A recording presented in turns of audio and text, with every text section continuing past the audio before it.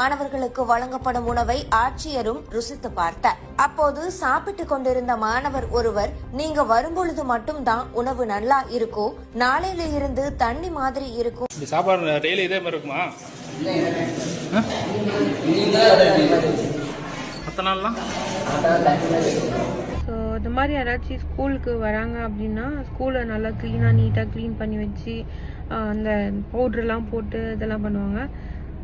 ஸ்கூலுக்கு மட்டுமே இல்லை, இப்போயுமே எங்கேயாச்சும் நம்ம ஊருக்கு எங்கேயாவது வராங்கன்னா கூட அந்த மாதிரி தான் பண்ணுவாங்க.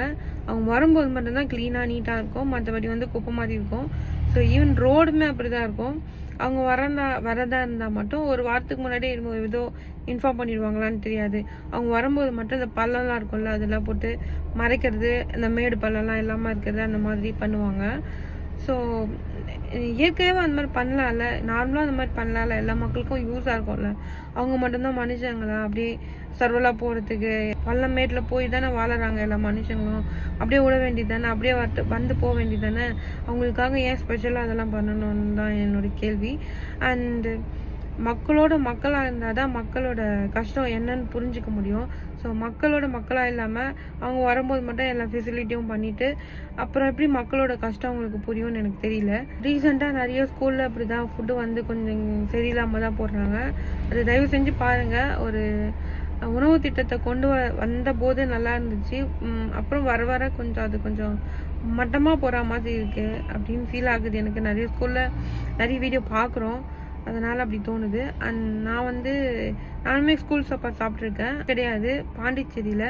பாண்டிச்சேரியில் வந்து அவ்வளோ கேன்டீன் சாப்பாடு மாதிரி இருக்கும். இப்போ எப்படி இருக்குன்னு எனக்கு தெரியல, பட் நான் படிக்கும்போது நான் சொல்கிறது வந்து 2005 அந்த இதில் சொல்கிறேன்.